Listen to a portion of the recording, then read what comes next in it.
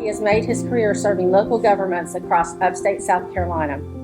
He accepted the position of administrator for Anderson County in April of 2009. Rusty earned a Bachelor of Arts BA degree in history from Lander University and a Master of City and Regional Planning from Clemson University. I don't know anyone who works harder, that cares more for Anderson County. The attendance both days was 41,000 people Friday, 41,000 people Saturday. Those aren't guesstimates, those are actual numbers that we know. We know how much money was spent. It had about a $25 million impact on Anderson County. They used local waste haulers, local wrecker services. They bought just about anything that you could buy, they bought here in Anderson County. But people say, well, boy, y'all sure spent a lot of money. Well, they're absolutely wrong because we didn't spend any money. The promoters came in, put the stage up, they paid for the entertainment, they paid for the security. We did not pull one police officer off duty for the county or the city. Those were all off-duty officers, and they were paid by the promoter to do that. And so we got on a lot of people's radar for a lot of events, and the next event we're going to have is Celebrate Anderson, which will be the 25th year of that event. So to celebrate that this year, not only are we going to have a concert Saturday night with Randy Hauser, which is free, and a fireworks display, but we're also going to have Sunday, the traditional Celebrate Anderson event, which is also free with fireworks. Right across the street where Rock the Country was, the Cancer Association of Anderson County is going to have their hot air affair. So we'll have stuff going on there Thursday, Friday, Saturday, Sunday, and Monday. And unless you buy something to eat, it's free. One of the things we've been putting a lot of emphasis on is recreation in the county because there's a huge growing demand for recreation in the county.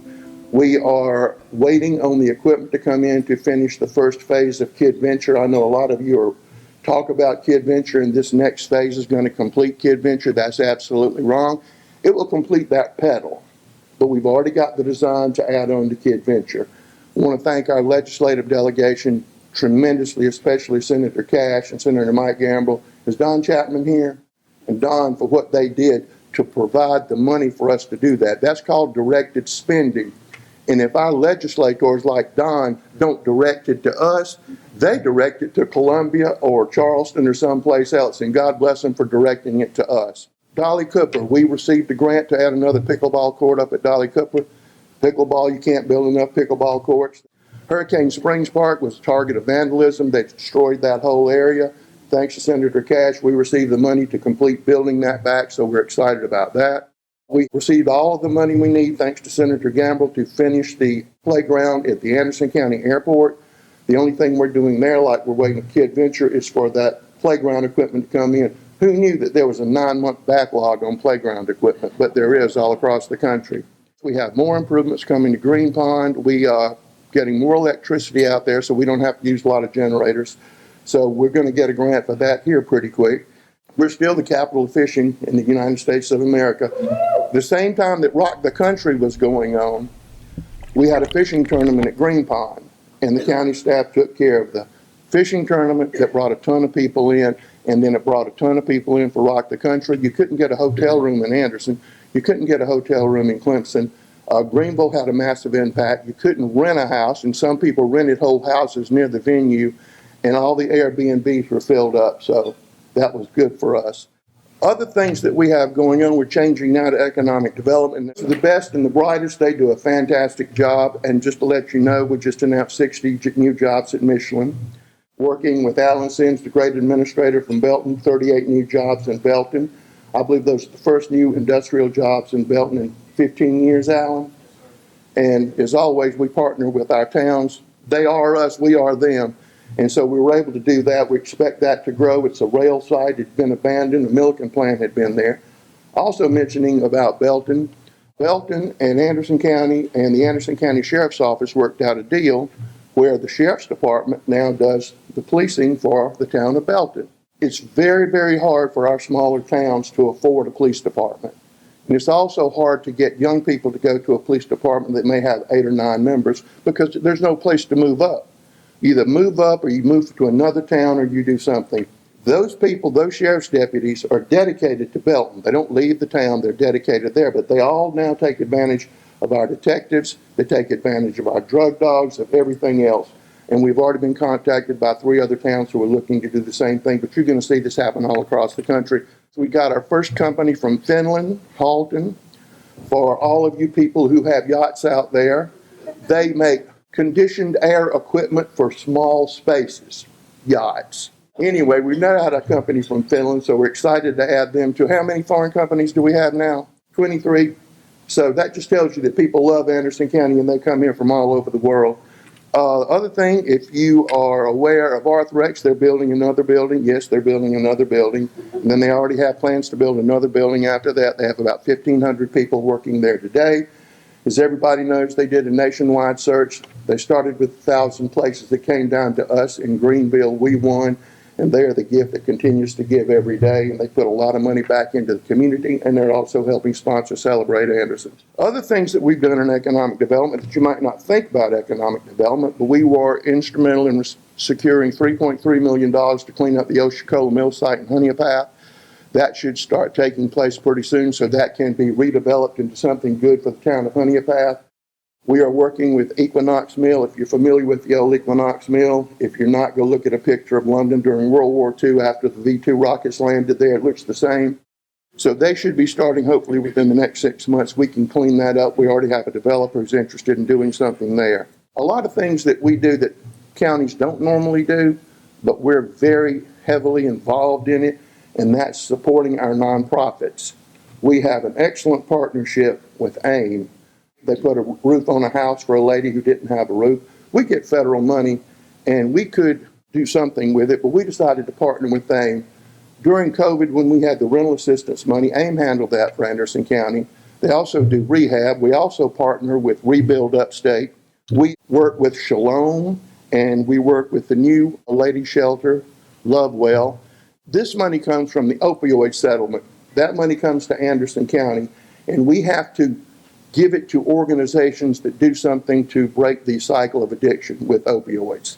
We give them scholarship money, so when these people get out of jail or they just need to go there, it's paid for out of that opioid money. That's at Shalom, and also that's at Lovewell. We also do that with the Bridge Center. We provide that money. The other things that we do are a lot of things with housing, trying to find housing, and work with Hope Missions. And they have a program to help people find housing. I think off the top of my head, the last number is they had found 168 homes for people who were previously on the street. Anderson County just received another grant to allow them to increase their Housing Navigator program to get more people off the street. And it's really making a difference. That leads me into the Anderson County Jail. Currently, Anderson County has a jail that was built in the 50s. At that time, not only was it a jail, it was also where the sheriff lived. So now it was built to hold 250 prisoners. The other day, we had 480 prisoners there. Anderson County Council is going to spend $83 million to build a new jail where the old jail is, because nobody's dumb enough to go run around and find a location to put a new jail. And so we're going to tear that down, and it's going to be a state-of-the-art jail. One thing we can't do at our jail right now is we have no room to have church groups come in or other people come in to help people with the transition. Although we have, through opioid grants, hired more psychiatric help for people getting out of jail, we don't want it to be a revolving door. So council really has a whole program to not only build that jail, but to put space in that jail to allow these programs to take place. And if we can just get 10% of those people not coming back to jail, that's going to be great for them, great for the economy, and great for their families. It'll be a 2-year build out. We have one of the few no-kill shelters in the state of South Carolina, and we have won award after award, not only from the state of South Carolina, but all over the Southeast. They have helped Abbeville build a shelter. They've helped Greenwood, and our vet consulted on everything that's going on in Spartanburg. One of the things that I need to tell you about is the gas tax that you're going to have an opportunity to vote for. County Council, for the last 4 years, has been looking at something to do with the roads. Anderson County has 1,550 miles of county road. There are 1,250 miles of state road, and that doesn't include any of the roads in any of the municipalities. So council looked at what can we do to fix the roads. We fix roads now. We get money from C funds, from state funds, and money that the county council puts in, but it's not enough. So council looked at this. Let's add millage to do that. Now remember, the Anderson County Council hasn't raised taxes in 16 years, except for 1 year they raised taxes, but they took it off the next year. So that's a pretty good record for any county council. To pave a mile, and Matt, before he took this, was over roads and bridges, it cost about $1 million a mile is a good average. So if they raise 10 mills and put that on your property, that's 10 mills of tax, and we could pay 10 miles of road a year, you would get nowhere. Then they looked at the idea of a vehicle tax. And a vehicle tax, if you put that on, it could be $15, $20, $25 per vehicle. They looked at that. Even if you made it 25 or 30, you're still only going to raise about $3, $4 million. Not enough to do anything. So they looked around and they said, let's try this. We started out looking at a penny sales tax, and at that time, the penny sales tax was estimated to raise $50 million. That would be a penny tax on everything. Our county council said, we're going to pass this, but we do not want that tax to be on unprepared food.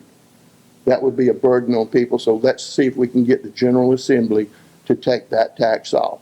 So the General Assembly voted and gave us the option, the county council, the option to remove that. We'd still raise around $35 million, but ours will be strictly for roads, absolutely strictly for roads. It won't go anywhere else.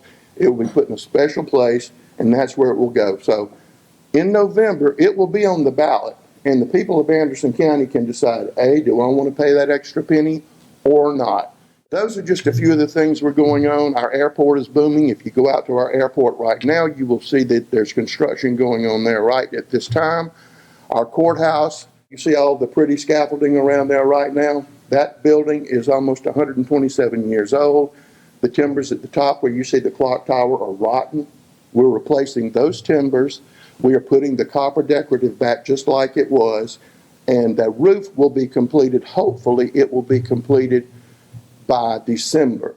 And as soon as that's completed, then we will begin repointing the bricks. That's another project that County Council has going on. And there's so many other things I could talk to you about. Our EMS system. As you know, we changed everything we did. Thank ANMED for their great participation, cash and otherwise, to help us get that started.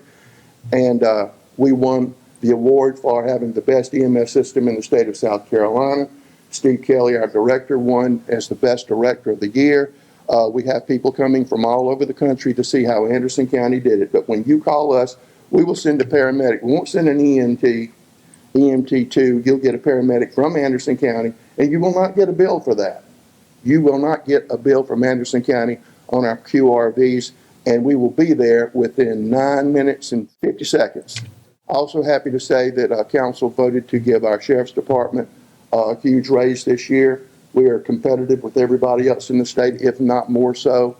Our turnover in police departments is crazy, but ours is stable. Our command staff is stable, and you should sleep well at night because of that. We've even added, council's even added deputies whose sole job is to patrol the rural areas of Anderson County. The Pendleton, Clemson, and Anderson County are going together to build a new wastewater treatment plant. Not only are we doing that because the growth in that area, and you do need to know this, Powdersville is not the fastest growing area in Anderson County. It's still on fire, but that stretch between Clemson and the city of Anderson is the hottest place in Anderson County right now.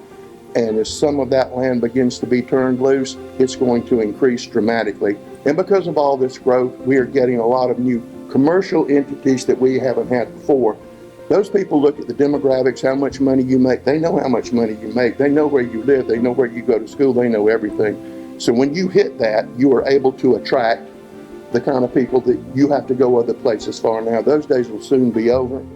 Great article, I think it was in the Post and Courier this week, about the growth in the upstate, but the most significant thing to me was the growth that is not occurring in PD. Florence is projected to lose massive amounts of population. All of those counties right there are projected to lose a lot of population. Our thing is, if you are not growing, you are dying. You cannot agree to be still. We have companies that go out of business. Capitalism is the best system in the world, but it is destructive. So you have to continually bring in people to replace those who aren't going to make it. And we do that every day, as well as working with all of our existing industries, which we work with every day. And our future is bright. It's going to be brighter. Lake Hartwell's going to make sure that happens. We're going to make sure that happens. On behalf of the Anderson County Council and the 1,200 people who work for Anderson County, thank you for giving me this opportunity to tell you what they do, because they are the ones who do it.